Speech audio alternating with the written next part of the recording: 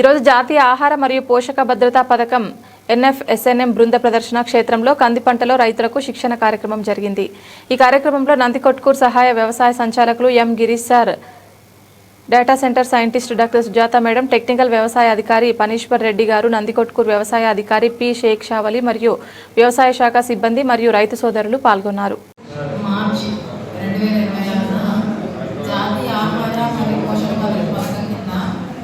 నందికొట్కూరు మండలంలో శిక్షణ కార్యక్రమం ఏర్పాటు చేయడం జరిగింది. ఈ శిక్షణ కార్యక్రమంలో ఏంటంటే ముఖ్యంగా అపరాల గురించి చర్చించడం జరిగింది. అపరాలలో మనం తీసుకున్నట్లయితే ఈ మండలంలో ప్రధానమైనది కంది, తర్వాత మినుము, శనగ ఇవి ఉన్నాయి. వీటిల్లో ఇప్పుడు మనకి కందిలో కాయతొచ్చి ఈగ కానీ లేకపోతే ఈ కాయతొచ్చి ఈగతో పాటు అంటే పురుగుల సమస్యగా ఉంది. దీంతో పాటు ఏంటంటే పెరుగు అంటే స్టెరిలిటీ మొజాయిక్ డిసీజ్ అనేది మనకి ఈ రబీ పంటలో ఎక్కువగా గమనించడం జరిగింది. దీన్ని ఎదుర్కోవడానికి ఎలాంటి మెరుగుల పంటల్లో పాటించాలి అనేది వివరించడం జరిగింది. అంతేకాకుండా మినుములో కాండం ఈగ అనేది ఈ ప్రాంతంలో చాలా సమస్యగా ఉంది. ఈ కాండం ఈగని మినుములో ఎలా సమర్థవంతంగా ఎదుర్కోవాలి, తర్వాత అధిక దిగుబడులు పొందడానికి మనం కంది మినుములో ఏ పోషకాలు ఎలా వినియోగించాలి అనే దాని మీద శిక్షణ కార్యక్రమం జరపడం జరిగింది. నా పేరు డాక్టర్ పి సుజాతమ్మ, ప్రధాన శాస్త్రవేత్త, ఏరువాక కేంద్రం, కర్నూలు. అంటే మేడం, రబీ కాలంలో ఏ పంటలకి అనువైనటువంటి రకాలు?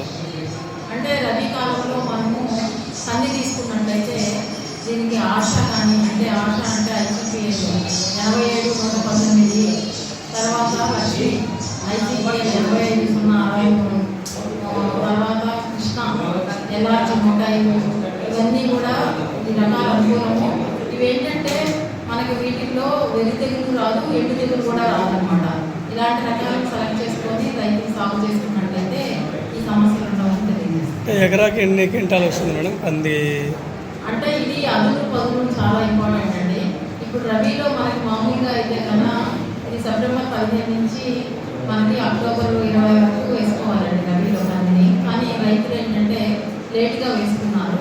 లేట్గా వేసుకుంటే నేల సరి తయారు చేసుకోవడానికి అధిక వర్షాలు పడడం వల్ల ఇబ్బందులు ఉండడం వల్ల లేట్గా వేసుకోవడం జరిగింది. దీనివల్ల చాలా ఒడిదుడుకులు ఎదుర్కోవాల్సి వచ్చింది రబీ కాలంలో కంది సాగులో.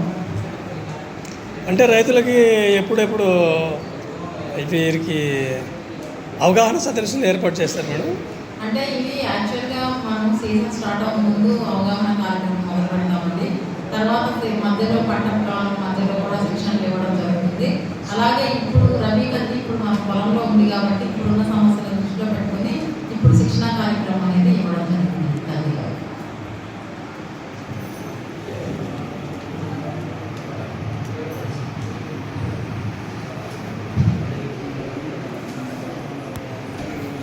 మీకు శిక్షణ కార్యక్రమంలో సరైనటువంటి సలహాలు, మీ యొక్క పంటలకి అధిక దిగుబడి వచ్చేలాగా మీ అధికారులు మీకు సలహాలు ఇస్తూ ఉన్నారా?